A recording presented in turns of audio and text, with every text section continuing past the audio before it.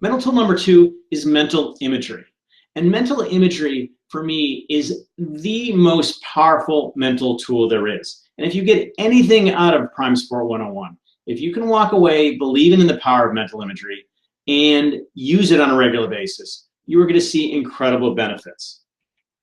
So let's start with basic question. What is mental imagery? Well, it involves seeing and feeling yourself performing the way you want in your sport. So where you close your eyes and you imagine yourself performing really well. Now, a lot of people call mental imagery visualization. Now, if you want to call it that, that's fine, but I want you to understand a distinction. I don't like the word visualization because it puts too much emphasis on the visual, on the scene aspects of imagery. And though the scene aspects are certainly beneficial, the real power for me is in the feeling your imagery in many different ways, and I'll discuss that in a little more detail later.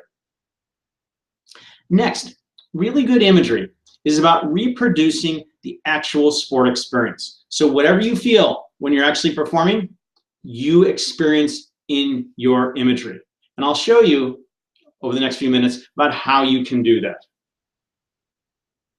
As I said, mental imagery is such a powerful mental tool for a couple of reasons. First of all, I call mental imagery the Swiss Army knife of mental training because it can help you develop so many different aspects of your athletic performances. Of course, because it goes on in your head, imagery can impact you mentally. It can increase your motivation. It can build your confidence. It can help you get to your ideal intensity. It can help you focus better. In fact, the very nature of imagery involves focus. It can help you establish a really great mindset. So imagery obviously can impact you mentally. But there's been a lot of powerful research that has shown that imagery can actually make you a better athlete technically and tactically.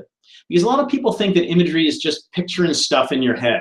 But it's actually far more than that. It actually creates a connection between your mind and your body. So when you're actually doing imagery, you are not just seeing it in your mind, but you're triggering many of the same physiological and muscular motor programs that occur when you're actually performing. And there's a ton of scientific evidence to support this. And plus, through my own experience using imagery and with my work with athletes, when I first started doing imagery as a young athlete, long before I learned about how incredibly powerful it was, I would lie down and imagine myself performing. And my body would start moving totally unconsciously as if I was actually performing. And I've seen this with many of the athletes I work with, where I'm guiding them through an imagery session and their body starts moving. So one of the most amazing aspects of imagery is that, in a sense, you are fooling your mind and your body into thinking that you're actually performing. Like every other aspect of Prime Sport 101, mental imagery is a tool that you need to use regularly for two reasons. One, it is something that you will improve at. So you might find that you're not a great imager right now, but with time, with practice, you will learn to master it. And as you improve, as you master it, you can then gain the most benefits from imagery. So going back to the very start of Prime Sport 101, in class number one, I described to you how it's important for you to approach mental training, and in this case, mental imagery, the same way you would your conditioning and your sport training, to make sure it's comprehensive, structured, and consistent. Hello, I'm Dr. Jim Taylor, and thanks for watching my Prime Sport vlog segment. To learn more about my Prime Sport online courses, please click on the image of the sprinter in the lower right of your screen. To watch other Prime Sport segments, please click on the window in the upper right of your screen. Until next time, when you compete, have fun and leave it all out there.